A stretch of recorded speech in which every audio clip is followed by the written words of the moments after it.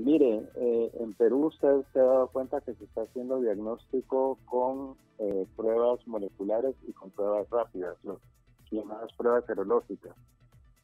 Algunas de las pruebas rápidas se están utilizando para hacer diagnóstico, ya que hay algunas regiones del país que no tienen infraestructura para hacer las pruebas moleculares y es sumamente complicado en esta coyuntura enviar, por ejemplo, de Ucayali o de algunas zonas de Loreto o de la misma San Martín, por ejemplo, por decir tres regiones, sin estar diciendo que allí no hay infraestructura, porque ahorita no lo puedo ver en el mapa, pero esas regiones no es casi imposible en esta coyuntura que manden pruebas al Instituto Nacional de Salud de Lima. Entonces, usted sabe que hay varios laboratorios en varias regiones del país que sí tienen las facilidades para hacer esas pruebas moleculares y otros que no.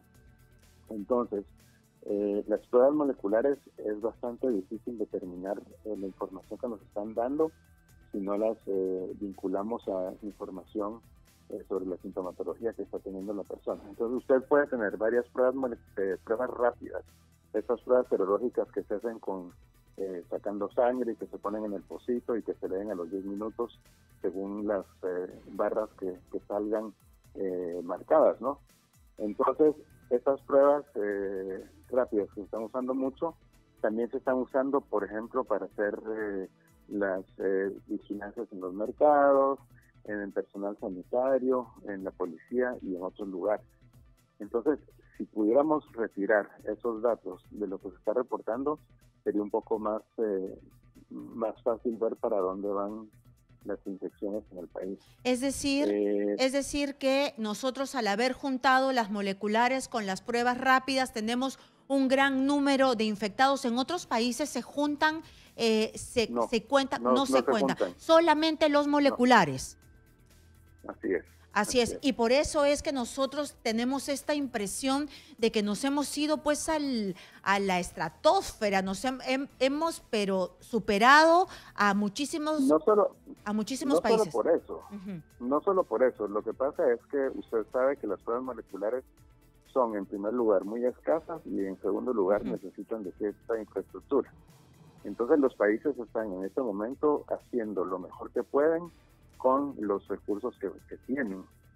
Entonces, pero los países de Sudamérica por lo menos no están reportando lo que están obteniendo con otro tipo de pruebas. Lo que ocurre es que imagínese usted que de repente el país recibe un montón de pruebas moleculares y empieza a hacerle pruebas moleculares a todo el mundo en lugar de eso.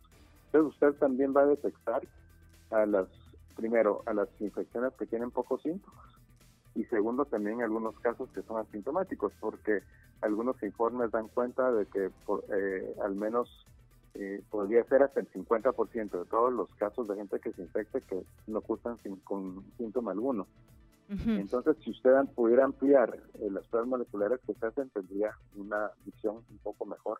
Claro, pero ¿esto es bueno o malo? Porque de verdad que asusta, ¿no? Que nuestro país esté tan por encima de otros países, siendo el país que más ha invertido, pues, que más plata ha soltado para contener el efecto económico de la pandemia. Sí, pero en realidad no se puede comparar los datos del Perú con los de otros países, porque se están reportando diferentes maneras. De diferentes maneras. Pero así con los reportes que tenemos, ¿se debería extender la cuarentena así de drástica como está hasta este momento, o se debería más bien efectuar los cercos epidemiológicos?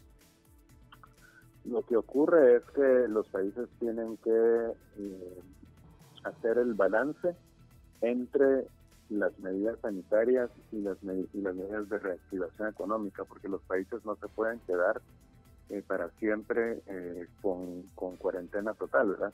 Entonces, lo que ha ocurrido en algunos países de la región, por ejemplo, es que en Uruguay, por ejemplo, se ha encargado a las IPRES, que son estas entidades de prestación de servicios de salud, que se encarguen cada una de vigilar un cierto número de casas, de hogares de ancianos, para al nomás haber un caso, aislarlo y evitar que esta infección se disemine entre los ancianos que viven en estos asilos, ¿verdad? Porque usted sabe que en muchos lugares del mundo los ancianos que están en estos asilos han sido un porcentaje altísimo de los fallecidos. Entonces, de esa manera, algunos países han logrado en una población muy vulnerable hacer cercos epidemiológicos ahí mismo y poder limitar el daño que causa el coronavirus en esta población que realmente es población muy vulnerable. Muy vulnerable. Entonces, la OMS, en la medida que se puedan adoptar medidas específicas de aislamiento y también medidas de higiene que garanticen que en los lugares donde haya comercio pueda haber lavado frecuente de manos y a lo mejor entre cada cliente poder lavar las manos. Segundo, que si es imposible mantener la distancia social, la gente puede utilizar mascarillas, que puede ser el caso en algunos mercados, por ejemplo, ¿no? O en supermercados. Y tercero, que haya otras medidas de higiene y que cuando la gente, por ejemplo, prepara alimentos, lave los alimentos con agua y luego cueza bien los alimentos que va a comer, que son recomendaciones generales que vimos desde que empezó. Así es. ¿Es necesario usar también estos lentes para protegerse los ojos? No. No es necesario. Cuando usted está trabajando en el hospital, sí se necesita más equipo de protección personal porque allí sí hay COVID-19 bastante, ¿verdad? Pero en un escenario comunitario, digamos, no se recomienda este tipo de protección. O sea, el equipo de protección personal para personal que está en un hospital sí puede incluir este tipo de anteojos que usted me está indicando. Lo que pero muchas para cosas, un mercado y eso no es necesario. Lo que muchos peruanos hacemos, y me incluyo, es que si salgo a la calle, a donde sea, me choque o no me choque con nadie, o si me vengo a trabajar, regreso a mi casa, tengo una especie de bandeja con un poquito de lejía, pongo los zapatos, me cambio totalmente, pongo la ropa en la lavandería, me baño, me enjabono, me pongo champú. ¿Todo esto es necesario? No, cariño, no es necesario. No es necesario, no es necesario. Porque si usted trabajara en un hospital, sí, le diría incluso que haga eso antes de salir del hospital. Pero si usted no está atendiendo gente con COVID-19, si usted está haciendo sus labores de todos los días y manteniendo su distancia y usando las medidas de protección que usan todos los demás, eso no debería ser necesario. Usted sabe, el COVID-19 se transmite por secreciones respiratorias, cuando tose, cuando estornuda, cuando habla. Entonces, cuando canta también. Entonces cuando canta, sí, no, es que se han visto, figúrese usted que se han visto eventos de transmisión cuando la gente se junta en una iglesia, por ejemplo, y que es una iglesia cerrada, sin circulación de aire, y cuando hay gente cantando en un coro, por ejemplo. Claro. Entonces, allí cuando usted está cantando, uno cuando habla y cuando canta también escupe un poquito, o sea, escupe pequeñas partículas de saliva. De saliva, y es allí donde está el virus, ¿no?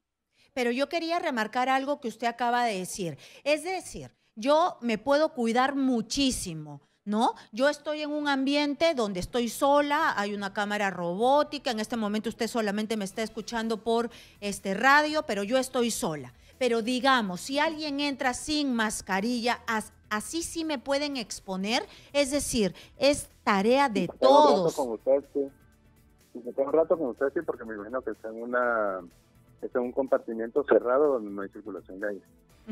Ok, entonces, si entra alguien que esté infectado y que no porta mascarilla y que se queda un buen rato ahí, efectivamente puede haber gotitas de saliva que caigan en su mesa y que usted las toque y que después se toque la cara o los ojos y bueno. Mientras que no hable, no hay problema. Mientras que no te hablen, que no hay problema. Porque algunas veces hay que remarcar eso, no solamente por nosotros, hay que ser solidarios con el resto. Es decir, hay asintomáticos, no saben si tienen la enfermedad o no. Entonces, por eso es tan necesario utilizar las mascarillas y también mantener la distancia. Mantener la distancia, no hablar muy cerca, no cantarle a nadie. Entonces, los románticos se van a ver un poco afectados. Pero dígame, ¿cuánto porcentaje de asintomáticos hay en este momento? Porque también ellos se pueden creer sanos, pero están llevando a este bicho. Pues mire, lamentablemente hay asintomáticos, a diferencia de lo que creíamos inicialmente, ¿verdad? Y esto es también un tema que creo que es importante que todo el mundo escuche, y es que la verdad en la época del COVID y la verdad sobre este virus va cambiando conforme vamos conociéndolo mejor, ¿verdad? Al inicio decíamos que solo había 2 a 3% de personas que eran asintomáticos, ahora creemos que es bastante más. Pero no sabemos a ciencia cierta cuánto más, porque es complicado hacer esos estudios, ¿verdad? Habría que hacer estudios significativos utilizando pruebas moleculares para ver qué porcentaje de la gente que anda en un cierto espacio tiene síntomas y qué porcentaje pasa la infección sin síntomas. Que de hecho los que pasan sin síntomas no hacen enfermedad, ¿verdad? Entonces ya no entran en lo que es COVID, que es enfermedad producida por el coronavirus, que no tienen enfermedad. Pero el hecho es que estos asintomáticos sí pueden transmitir. Así es. ¿Y qué dice la OMS? ¿Se pueden recontagiar? Porque justo ayer me hablaban de una persona que ya había salido positivo con COVID y que de nuevo tiene COVID. ¿Esto es posible? Los últimos estudios que están saliendo es que es muy probable que no se puedan recontagiar. Entonces de repente ha estado mal tomada la prueba. No, lo que pasa es que usted puede seguir sacando pedazos de virus en su respiración, pero no son virus vivos. Y usted, para tener infección de una persona a otra, tiene que tener virus vivo, no solo pedacitos, ¿verdad? O sea, usted cuando tiene una infección, al final puede seguir sacando pedazos de virus que quedaron en las células de las vías respiratorias, que ya no es virus infectante, digamos. Entonces, encontrar por PCR pedacitos de virus no implica que la persona infecta. Esas son cosas también que son cambios en el conocimiento, Karina. Claro, y hay muchos cambios que ustedes están alertando, también como hay nuevos síntomas. Sí, así es. Por ejemplo, esta enfermedad que se acaba de describir en niños, ¿verdad? El Kawasaki. Que es parecido al Kawasaki, que se manifiesta como una inflamación de las arterias y venas, y a veces da síntomas parecidos al shock tóxico, aquel que daba a las mujeres que a veces se dejaban la toalla higiénica o el tampón por muchos días. ¿Se acuerda usted de ese Toxic Shock Syndrome, síndrome de choque tóxico? Entonces, hay niños a quienes les ha dado esta enfermedad y se está asociando con COVID-19. Pero todavía no sabemos muy bien si tiene que ver con el COVID-19. Es muy poco frecuente, se está asociando con COVID-19, porque definitivamente hay un aumento inesperado de manifestaciones de este síndrome, o sea, con una frecuencia mayor a la que se observaba anteriormente, y se está asociando con COVID-19. Entonces, lo que ha hecho la OMS es que tiene un sistema mediante el cual los países, gente que está haciendo seguimiento clínico de población pediátrica, mete todos los casos que está detectando ahí con sus características para poder ir produciendo conocimiento más rápidamente, ¿verdad? Porque usted sabe que con el COVID no podemos actuar cada país solo, por eso estamos proponiendo y promoviendo estos ensayos sobre medicamentos con estos 3 medicamentos diferentes en más de 60 países del mundo, en los cuales participa Perú. En su momento, cuando haya vacunas en prueba, también tenemos que participar en los ensayos de vacuna.